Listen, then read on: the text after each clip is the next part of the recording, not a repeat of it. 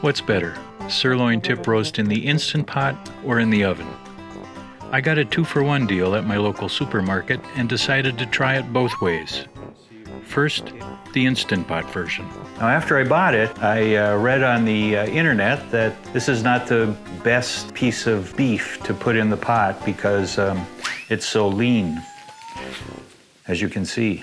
But I'm gonna try it anyhow. I found a really simple recipe which I'm gonna follow with some variation. So let's get started. The first thing I'm gonna do is pat it dry with paper towels. It helps the seasoning stick better. I'm going to turn the pot on to saute so it gets hot, and now I'm going to season it with stuff that I have laying around the kitchen. First, I'm going to sprinkle a little salt on it, and some pepper. I got some oregano, onion powder, garlic powder, and some cumin. Now that the pot is hot, I'm going to add some olive oil and then sear the roast on all sides. I seared the roast for at least 3 minutes on all 4 sides. Now that that's finished, I'm going to use chicken stock from when I cooked the whole chicken to deglaze the pot. I'm going to throw a couple cups of this in there, get all the burnt stuff off of the bottom. I have like 5 or 6 small potatoes and a couple of onions, 4 or 5 cloves of garlic, 3 celery stalks and 4 carrots, and also an 8-ounce package of baby bella mushrooms. I think I'm going to add more of the chicken stock. Oh, I hope this is enough liquid to pressure cook. Put our beef right on top. Make sure we're sealed. 15 minutes per pound. That is a 2.5 pound roast, so that brings me to 30 plus 7. I'm going to say 38 minutes. Well, I wanted to add Worcestershire sauce, so I'm going to cancel and then add a little Worcestershire sauce. The lid back on and pressure cook for 38 minutes. We're going to do a natural release of at least 15 minutes because quick release sucks all the moisture out of the meat. So I don't know if that's true, but I'm gonna go with it. What do you think? Do you think I can refreeze the chicken stock? The Instant Pot cooked as expected. I didn't get the dreaded burn notice. It's been natural releasing for 28 minutes. Oh yeah, hardly any steam left. I always love this part. Finish cooking and you take the lid off and see what exactly you have. Okay, our pin is dropped.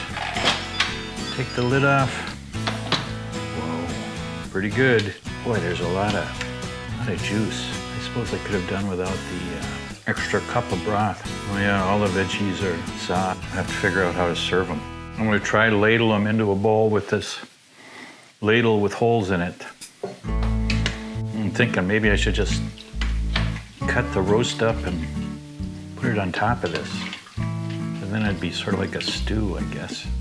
Potatoes, carrots, celery, onions, garlic, mushrooms. Pretty tasty. Could use some salt.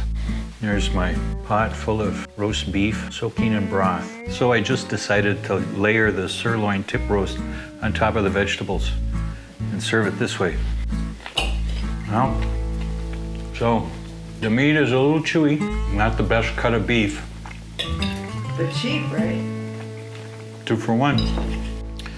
Okay, fellow pot lovers, today I'm in front of my trusty oven. The second sirloin tip roast I rubbed with a mixture of spices made into a paste with a little olive oil. I combined it with potatoes and carrots and put it in the oven set to 350 degrees.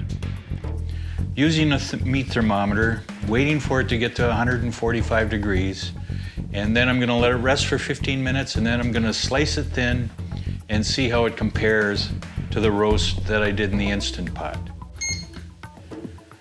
Our meat thermometer tells us that it's at the right temperature, so now I'm going to take it out of the oven, see how it looks.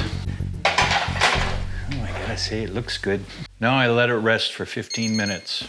I want to see if these potatoes and carrots are done enough. Oh, I think I'm gonna put this stuff in for more time. I'm gonna put the roast here. I was doing the vegetables at 2 different times. So I did the softer vegetables for a half an hour and the harder ones for the full hour. The roast has rested for a little over 10 minutes. I'm supposed to let it rest for 15, but I don't have that kind of time. It's nice and pink. One of the disappointments with the Instant Pot roast was it was just so gray. We'll see how it tastes. It's still tough, but I like the spices better. It's just not the cut of meat that melts in your mouth. Oh, I like it better this way. I do. Sorry, Instant Pot. You lose.